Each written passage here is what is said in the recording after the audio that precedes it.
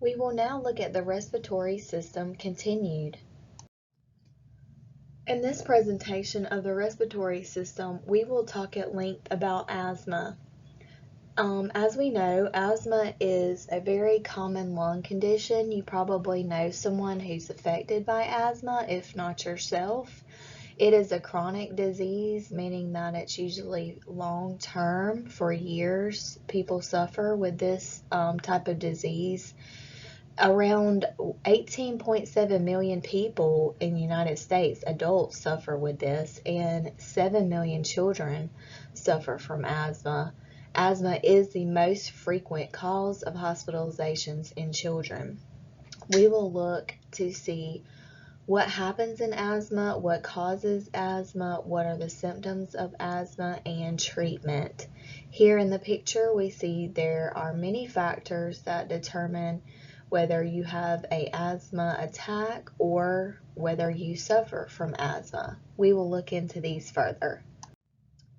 In order to know what happens in asthma, we must know how normal lung tissue functions before we look at the disease.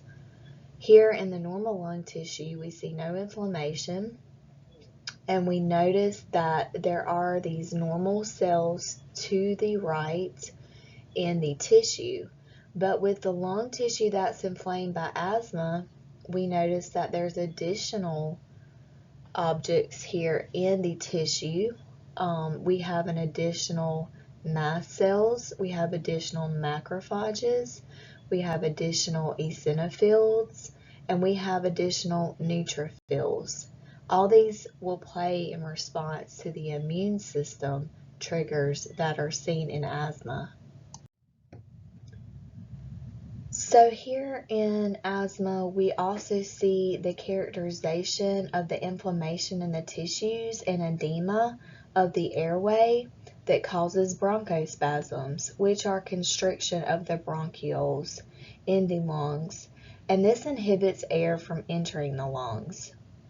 We also have cells of the immune system that come into play, such as in this picture here, eosinophils and mononuclear cells and mast cells. They may also be involved in infiltrating the walls of the bronchi and bronchioles that causes extended restriction. In most cases of asthma, we do not know the underlying condition. I know that they are researching this more and trying to find out reasons of why someone has asthma or doesn't have asthma. But we do know that in infancy or early childhood, some illnesses can be contracted that can be a high risk factor for the development of asthma. And these illnesses include the human rhinovirus C, the bacteria Monoplazma pneumoniae, and chlamydia pneumoniae. Now, most of the time, the chlamydia is found before the baby is born and treated, but the others may not be as easily to treat. Now that you saw the video of an asthma attack, let's go over some asthma symptoms that occur. We all know that bronchospasms cause the asthma attack, so we call it. This is the constriction of the airway. We also can have mucus secretion that increases, which further contributes to airway occlusion. Environmental factors may trigger an asthma attack as well, and these include all the following we see here. Anything that can irritate or cause more inflammation can trigger that airway to close up. We see this picture here in a normal airway. Everything is nice and clean, it's open, air can get in, air can get out. But in an asthmatic airway, we have mucus, we have constriction, and we see how narrow the airway can become. So in asthma symptoms continued, we look at the difference in the attacks and also some treatments here that can be used to alleviate the constriction of the airways. So here we have a minor asthma attack, and that can include coughing, shortness of breath, wheezing, tight chest tightness. We have a severe asthma attack, which is going to require immediate medical attention. It's going to be a medical emergency.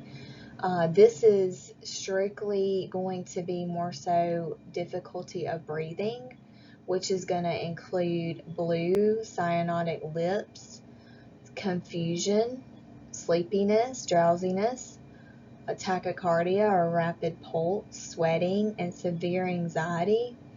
This is going to be where the patient may even require intubation and to have a breathing tube put in to breathe for them until the severity decreases.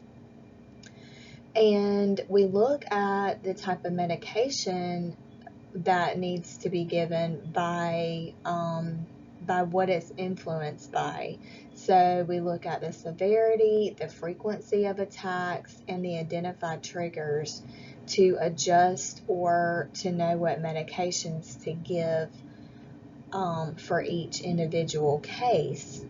Long-term treatments are used for severe asthma.